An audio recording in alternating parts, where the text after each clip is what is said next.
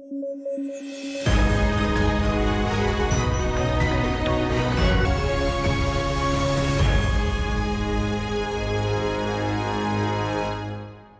News at 9 programme में आपका स्वागत है। मैं हूं अमृत उपाध्याय। आइए जल्दी से देखें आज के हेडलाइंस। संसद भवन की सुरक्षा में बड़ी चूक, लोकसभा में हुआ स्मोक बम का विस्फोट। आज थी 2001 के संसद हमले की बरसी। मुख्य चुनाव आयुक्त और चुनाव आयुक्त का पद चर्चा में, वजह है एक विधेयक में संशोधन। चुनाव आयोग की स्थिति में गिरावट की थी शिकायत। और संयुक्त राष्ट्र जलवायु परिवर्तन सम्मेलन COP28 हुआ संपन्न। सम्मेलन ने हासिल की कई उपलब्धियां। यूएई कॉन्सेंसस को माना जा रहा है ऐतिहासिक। आइए खबरों की शुरुआत करें। सुबह सुबह प्रधानमंत्री मोदी ने 2001 के संसद हमले में शहीद हुए सुरक्षा कर्मियों को श्रद्धांजलि दी और उसके कुछ ही देर बाद संसद भवन की सुरक्षा में एक बड़ी चूक हो गई। दरअसल 2 व्यक्ति लोकसभा में घुस गए और स्मोक बम का इस्तेमाल किया। हमलावर संसद की दर्शक दीर्घा में बैठे थे और उन्होंने तानाशाही नहीं चलेगी जैसे नारे लगाए। हमलावरों को हिरासत में ले लिया गया। हालांकि दोनों लोगों की पहचान का खुलासा सुरक्षा एजेंसियों ने अभी तक नहीं किया है। आइए जानते हैं कि 13 दिसंबर 2001 के दिन आखिर क्या हुआ था। 13 दिसंबर 2001 की सुबह करीब 11:40 पर 5 आतंकवादी एक लाल बत्ती लगी एम्बेसडर कार और कार की विंडशील्ड पर गृह मंत्रालय का फर्जी स्टिकर लगाकर संसद भवन परिसर में दाखिल हुए थे। जैसे ही कार संसद के गेट नंबर 12 की ओर बढ़ी, संसद भवन वॉच एंड वार्ड स्टाफ के एक सदस्य को संदेह हुआ। स्टाफ ने इसे वापस मुड़ने के लिए कहा, जिसके बाद यह कार तत्कालीन उपराष्ट्रपति कृष्णकांत की कार से टकरा गई और आतंकवादियों ने बाहर निकलकर गोलीबारी शुरू कर दी। इस दौरान सुरक्षा अलार्म बज चुका था और संसद के सभी गेट तुरंत बंद कर दिए गए थे। गोलीबारी 30 मिनट से ज्यादा समय तक चली। 8 सुरक्षा कर्मियों और एक माली सहित सभी 5 आतंकवादी मारे गए। घटना में कम से कम 15 लोग घायल हो गए थे। जब बाहर गोलीबारी चल रही थी, उस समय संसद में लगभग 100 मंत्री और सांसद मौजूद थे। तत्कालीन गृह मंत्री लालकृष्ण आडवाणी ने लोकसभा में कहा कि अब यह साफ है कि संसद भवन पर आतंकवादी हमले को पाकिस्तान स्थित और समर्थित आतंकवादी संगठनों लश्कर-ए-तैयबा और जैश-ए-मोहम्मद द्वारा संयुक्त रूप से अंजाम दिया गया। ये दोनों संगठन पाक ISI से अपना समर्थन और संरक्षण प्राप्त करने के लिए जाने जाते हैं। पुलिस की जांच से पता चला था कि 5 आतंकवादी पाकिस्तानी नागरिक थे। सभी आतंकवादी मौके पर ही मारे गए थे और इनके भारतीय सहयोगियों को पकड़ लिया गया था और गिरफ्तार कर लिया गया था। आडवाणी जी ने संसद पर हुए हमले को भारतीय इतिहास का सबसे दुस्साहसिक और सबसे खतरनाक आतंकवादी हमला कहा था। फिर पुलिस ने 13 दिसंबर को आतंकवादियों द्वारा सशस्त्र हमले की एक FIR दर्ज की। कुछ ही दिनों में दिल्ली पुलिस की स्पेशल सेल ने 4 व्यक्तियों को गिरफ्तार किया, जिन्हें इस्तेमाल की गई कार और सेलफोन रिकॉर्ड से संबंधित सुरागों की मदद से ट्रैक किया गया था। इनमें 1994 में आत्मसमर्पण करने वाले जम्मू कश्मीर लिबरेशन फ्रंट के पूर्व आतंकवादी मोहम्मद अफजल गुरु के चचेरे भाई शौकत हुसैन गुरु, शौकत की पत्नी अफसान गुरु और दिल्ली विश्वविद्यालय में अरबी के प्रोफेसर SAR गिलानी शामिल थे। ट्रायल कोर्ट ने अफसान को बरी कर दिया था, लेकिन गिलानी, शौकत और अफजल को मौत की सजा सुनाई गई थी। 2003 में गिलानी को भी अपील पर बरी कर दिया गया। 2005 में सुप्रीम कोर्ट ने शौकत की सजा को 10 साल के कठोर कारावास में बदल दिया। हालांकि अफजल गुरु को अदालतों से कोई राहत नहीं मिली, क्योंकि 2005 में सुप्रीम कोर्ट ने उसकी मौत की सजा बरकरार रखी। 26 सितंबर 2006 को शीर्ष अदालत ने अफजल गुरु को फांसी देने का आदेश दिया। अफजल गुरु की पत्नी तबस्सुम गुरु ने दया याचिका दायर की, लेकिन तत्कालीन राष्ट्रपति प्रणब मुखर्जी द्वारा याचिका को खारिज कर दिया गया। इसके बाद 9 फरवरी 2013 को अफजल गुरु को तिहाड़ जेल में फांसी दे दी गई। संसद के मॉनसून सत्र में आए एक विधेयक और संसद के शीतकालीन सत्र में इसी विधेयक में संशोधन के चलते एक महत्वपूर्ण संवैधानिक पद चर्चा में आया है। यह पद है मुख्य चुनाव आयुक्त और चुनाव आयुक्त का पद। दरअसल केंद्र सरकार मुख्य चुनाव आयुक्त और चुनाव आयुक्त के वेतन और भत्तों को सुप्रीम कोर्ट के न्यायाधीश के बराबर करने के लिए पहले पेश किए गए विधेयक में संशोधन करने वाली है। आइए विस्तार से समझते हैं इस पूरी खबर को। सबसे पहले समझिए कि विधेयक में पहले क्या प्रस्तावित था। दरअसल संसद के मॉनसून सत्र में कानून मंत्री अर्जुन राम मेघवाल ने राज्यसभा में मुख्य चुनाव आयुक्त और अन्य चुनाव आयुक्त नियुक्ति, सेवा की शर्तें और कार्यालय की अवधि विधेयक 2023 पेश किया था। इस विधेयक में सीईसी और ईसी को यानी मुख्य निर्वाचन आयुक्त और निर्वाचन आयुक्त को कैबिनेट सचिव के समान वेतन भत्ते देने का प्रस्ताव था।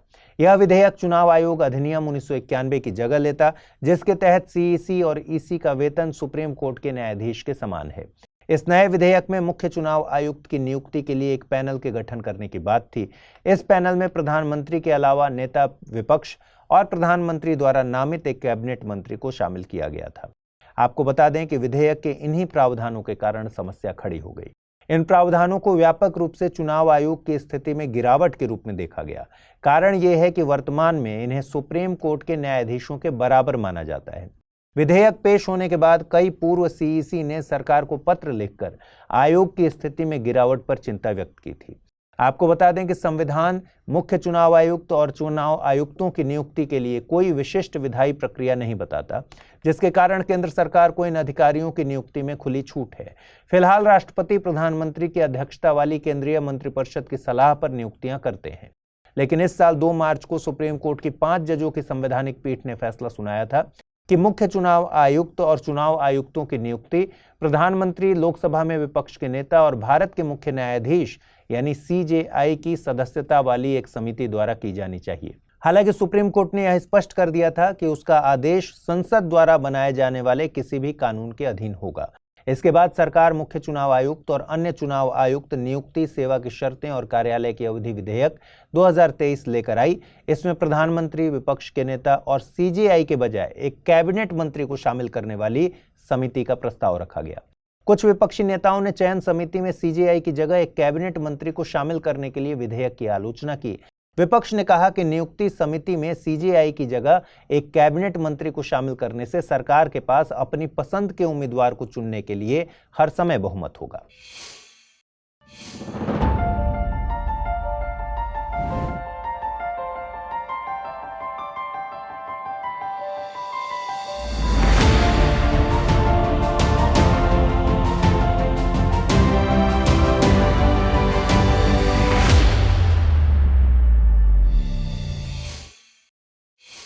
दो सप्ताह की गहमागहमी के बाद संयुक्त राष्ट्र जलवायु परिवर्तन सम्मेलन COP28 आज संपन्न हुआ। सम्मेलन में रिकॉर्ड संख्या में प्रतिभागियों ने हिस्सा लिया, जिसमें 197 देशों के 25,000 से अधिक प्रतिनिधि शामिल थे। लेकिन यह सम्मेलन खाली हाथ समाप्त नहीं हुआ है, बल्कि इस सम्मेलन ने कई उपलब्धियां हासिल की हैं। सबसे बड़ी उपलब्धि जलवायु परिवर्तन से निपटने के लिए एक ऐतिहासिक समझौता है, जिसको मेजबान देश के नाम पर UAE कॉन्सेंसस यानी UAE सर्वसम्मति कहा गया है। इस समझौते को कई प्रतिनिधियों और पर्यवेक्षकों द्वारा एक बड़ी सफलता के रूप में सराहा गया। आइए जानते हैं समझौते की मुख्य विशेषताएं क्या हैं। इस समझौते में ग्लोबल स्टॉकटेक पर सहमति शामिल है, यानी दुनिया के देश ग्लोबल वार्मिंग को 1.5 डिग्री सेल्सियस के भीतर रखने के लिए एक मजबूत कार्य योजना पर सहमत हुए।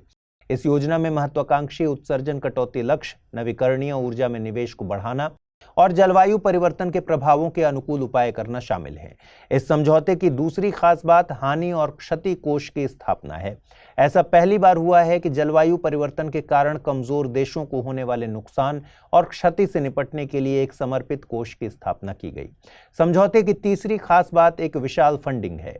COP28 में विकासशील देशों में जलवायु कार्रवाई का समर्थन करने के लिए $83 बिलियन से अधिक की नई वित्तीय प्रतिबद्धताएं जुटाई गई। इसमें जलवायु समाधानों के लिए समर्पित एक नया सार्वजनिक निजी निवेश मंच अल्टेरा को भी लॉन्च किया गया है।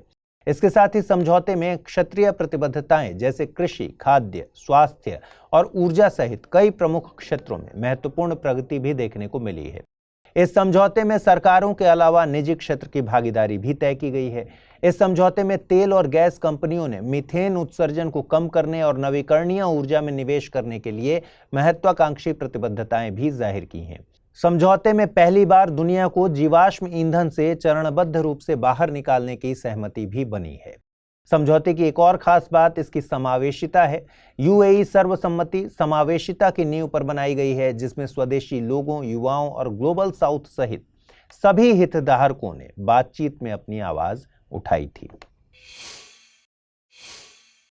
हाल ही में सरकार ने द टेलीग्राफ न्यूज कंपनी की एक रिपोर्ट की जांच का आदेश दिया है, जिसमें आरोप लगाया गया था कि दिल्ली के अपोलो अस्पताल की भागीदारी से म्यांमार के गरीब ग्रामीण लोगों को उस देश के अमीर मरीजों को अपनी किडनी देने का लालच दिया जा रहा था। हालांकि इन आरोपों पर अपोलो ने कहा है कि प्राधिकरण समिति से हरी झंडी मिलने के बाद और म्यांमार दूतावास से डोनर्स को रिश्तेदारों के रूप में प्रमाणित करने वाले सर्टिफिकेट मिलने के बाद ही ट्रांसप्लांट किया गया था। देखिए, इस प्रकार का यह कोई नया मामला नहीं है या पहला मामला नहीं है। किडनी घोटाले के आरोप पहले भी आते रहे हैं। खैर, इस सेगमेंट में हम बात करेंगे कि भारत का प्रत्यारोपण कानून या ट्रांसप्लांट लॉ क्या है। आपको जानकारी होनी चाहिए कि गरीब और कमजोर डोनर को संभावित शोषण से बचाने के लिए भारत में पैसे के बदले ऑर्गन डोनेशन और ट्रांसप्लांट निषिद्ध है, यानी मना है। देखिए, ट्रांसप्लांट या तो मरे हुए लोगों के ऑर्गन पूल से हो सकता है या उसके रिश्तेदारों द्वारा दान करने से या किसी जीवित व्यक्ति से जिसे रिसीवर जानता हो। भारत में ऑर्गन डोनेशन और ट्रांसप्लांट मानव अंगों और ऊतकों का प्रत्यारोपण अधिनियम 1994 के जरिए रेगुलेट होता है। यह एक्ट ज्यादातर मामलों में माता पिता, भाई बहन, बच्चे, पति या पत्नी, दादा दादी, पोते पोतियों जैसे करीबी रिश्तेदारों से जीवित दान की अनुमति देता है।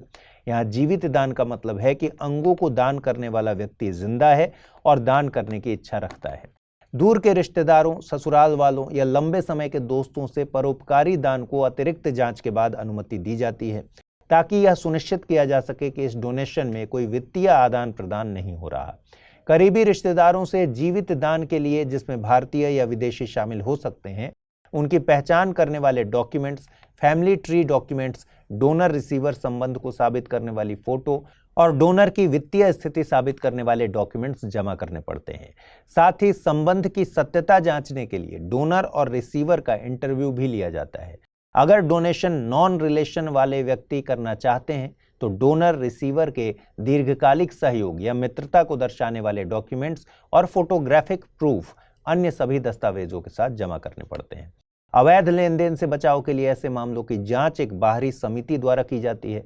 आपको बता दें कि ऑर्गन के लिए पेमेंट करना या पैसों के लिए ऑर्गन दिलवाने की पेशकश करना, ऐसी व्यवस्था के लिए पहल, बातचीत, विज्ञापन करना, ऑर्गन सप्लाई करने वाले व्यक्ति की तलाश करना और झूठे दस्तावेज तैयार करने में सहयोग करने पर 10 साल तक की जेल और 10,000 रुपए से 1 करोड़ रुपए तक का जुर्माना हो सकता है।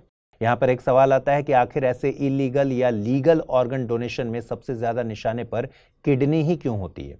इसका सीधा सा जवाब है कि किडनी की मांग बहुत ज्यादा है। हर साल लगभग 2 लाख भारतीय किडनी फेलियर के लास्ट स्टेज तक पहुंचते हैं।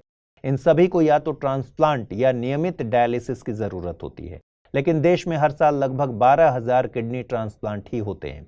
यह ऑर्गन डोनेशन डोनर के लिए सबसे कम जोखिम वाला ट्रांसप्लांट है। इसके साथ ही यह सबसे सस्ता और सबसे सुलभ ट्रांसप्लांट है।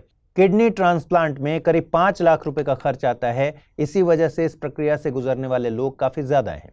भारत में 500 से अधिक केंद्रों या हॉस्पिटल्स में किडनी निकालने या ट्रांसप्लांट करने का प्रशिक्षण दिया जाता है।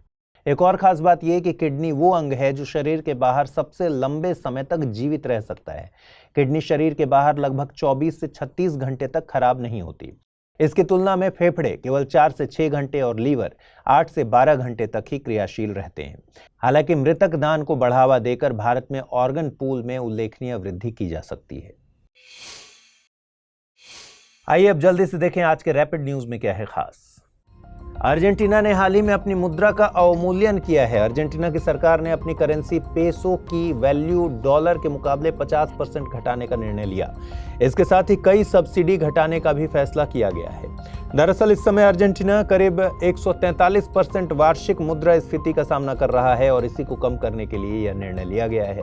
आपको बता दें कि जब कोई सरकार जानबूझकर अपनी मुद्रा को विदेशी मुद्रा के मुकाबले कम करती है तो इस प्रक्रिया को मुद्रा का अवमूल्यन कहा जाता है। हाल ही में ईरान ने अपनी वायु रक्षा क्षमताओं को बढ़ाते हुए कर्रार कॉम्बैट ड्रोन का अनावरण किया। यह हवा से हवा में मार करने वाली उन्नत मिसाइलों से लैस होगा। इस ड्रोन की ऑपरेशनल रेंज लगभग 1000 किलोमीटर है। कर्रार अपनी तेज रफ्तार के साथ साथ लक्षित बमबारी क्षमताओं के लिए जाना जाता है। बीते दिनों अभिनेता कबीर बेदी को order of merit of the Italian Republic से सम्मानित किया गया। यह इटली का सर्वोच्च सम्मान है। आपको बता दें, इसकी शुरुआत 1951 में इटली के दूसरे राष्ट्रपति लुइगी द्वारा की गई थी। यह सम्मान कला, साहित्य, विज्ञान, अर्थव्यवस्था, सार्वजनिक सेवा जैसे विभिन्न क्षेत्रों में प्रदान किया जाता है। इसकी 5 श्रेणी हैं: night, grand cross, grand officer, commander officer और नाइट। प्राप्तकर्ताओं को उनके योगदान की डिग्री के आधार पर इस सम्मान से सम्मानित किया जाता है। हाल ही में स्टोनहेंज सड़क और सुरंग निर्माण जैसी गतिविधियों के विरोध के चलते चर्चा में रहा। स्टोनहेंज दक्षिणी इंग्लैंड में सैलिसबरी मैदान पर स्थित एक विशाल पत्थर का गोलाकार स्मारक है। पुरातत्वविदों के अनुसार स्टोनहेंज की चट्टानों का इतिहास 5000 साल से भी अधिक पुराना है। इसे 1986 में यूनेस्को विश्व धरोहर स्थल घोषित किया गया था। IUCN यानी international union for conservation of nature द्वारा साइगा मृग प्रजाति को निकट संकटग्रस्त जीवों की श्रेणी में डाल दिया गया है। यह एक शाकाहारी जीव है जो मध्य एशिया के खुले शुष्क मैदानी घास के मैदानों और अर्ध शुष्क रेगिस्तानों में निवास करता है। वर्तमान में साइगा मृग की आबादी रूस, कजाकिस्तान और मंगोलिया में पाई जाती है। इस मृग को विशेष बनाती है इसकी नाक, जिसकी आंतरिक संरचना एक फिल्टर की तरह काम करती है, जो गर्मियों में रेत को और सर्दियों में ठंडी हवा को फेफड़ों तक जाने से रोकती है। बीते दिनों से एसेक्विबो क्षेत्र को लेकर वेनेजुएला और गुयाना के बीच तनाव बढ़ता जा रहा है। आपको बता दें कि दोनों देशों के बीच एसेक्विबो क्षेत्र को लेकर विवाद काफी पुराना है। इसके पीछे कारण यहां बड़े पैमाने पर तेल और गैस की खोज को माना जाता है। फिलहाल यह क्षेत्र गुयाना द्वारा नियंत्रित है, लेकिन हाल ही में वेनेजुएला सरकार द्वारा इस क्षेत्र से तेल निकालने के लिए लाइसेंस जारी किए गए, जिसने इस क्षेत्र में तनाव को बढ़ा दिया। आइए अब जल्दी से देखें आज के बुलेटिन पर आधारित क्या प्रश्न बन सकते हैं। पहला सवाल है, भारत के मुख्य चुनाव आयुक्त की नियुक्ति कौन करता है? लोकसभा अध्यक्ष, प्रधानमंत्री, राष्ट्रपति या फिर मुख्य न्यायाधीश? अगला प्रश्न है, हाल ही में एसेक्विबो क्षेत्र को लेकर किन दो देशों के बीच तनाव की स्थिति बन रही है? वेनेजुएला और गुयाना, अमेरिका और मैक्सिको, चाइना और जापान या फिर स्पेन और पुर्तगाल? आइए देखें पिछले एपिसोड में मैंने आपसे क्या सवाल पूछे थे, उनके सही जवाब क्या है। पहला प्रश्न है, हाल ही में global partnership on artificial intelligence शिखर सम्मेलन का उद्घाटन भारत के किस शहर में किया गया? भोपाल, बेंगलुरु, पुणे, नई दिल्ली? सही जवाब है ऑप्शन डी, नई दिल्ली। अगला प्रश्न है, अपराध पर संयुक्त राष्ट्र कार्यालय यानी UNODC के दक्षिण पूर्व एशिया ओपियम सर्वेक्षण 2023 के अनुसार अफीम उत्पादक शीर्ष देश है अफगानिस्तान, म्यांमार, लाओस या फिर थाईलैंड? इसका सही जवाब है ऑप्शन बी, म्यांमार। तो आज इस बुलेटिन में इतना ही रखते हैं। कल रात 9 बजे आपसे फिर से मुलाकात होगी। ख्याल रखिए अपना, ठीक से पढ़ाई कीजिए। अगर आप इस बुलेटिन के PDF हासिल करना चाहते हैं तो अमृत उपाध्याय 007 टेलीग्राम चैनल पर जाइए, जहां इसकी PDF रोजाना मिलती है। और आज पूछे गए सवालों का जवाब भी आपको कमेंट बॉक्स में देना है। ध्यान रखिए, इस बुलेटिन को लाइक करना और अपने दोस्तों के साथ शेयर करना भी मत भूलिएगा। नमस्कार।